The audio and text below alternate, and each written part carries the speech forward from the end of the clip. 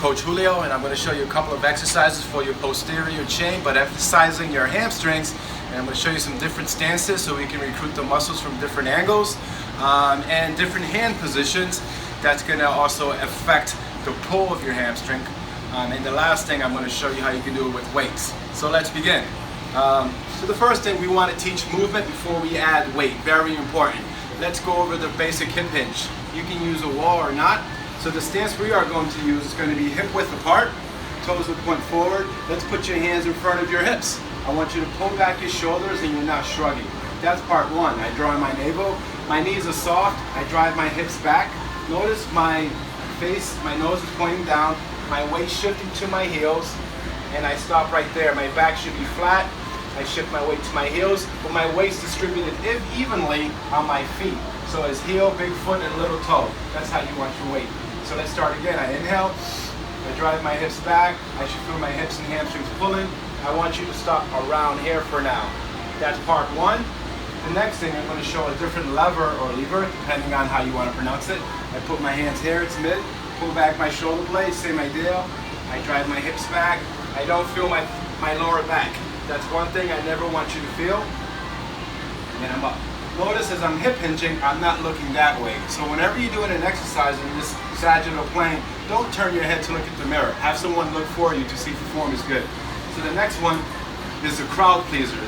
So your arm position is going to dictate how we pull the lat muscles, and the lat muscles are also going to affect the lumbar spine. So here's part one. Inhale, I draw my navel. I pull back my shoulder blades. That does not mean shrug. I drive my hips back.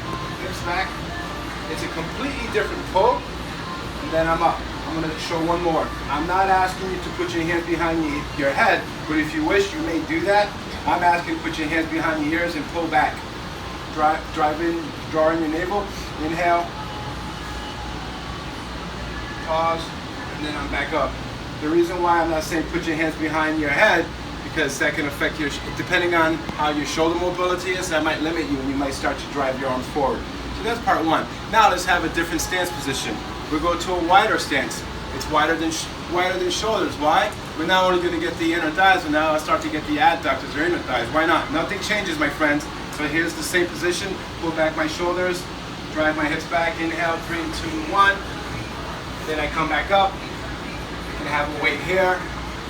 3, 2, 1. And then I'm back up. And here's a good morning variation. Shoulder blades in my back pocket, so I drop them.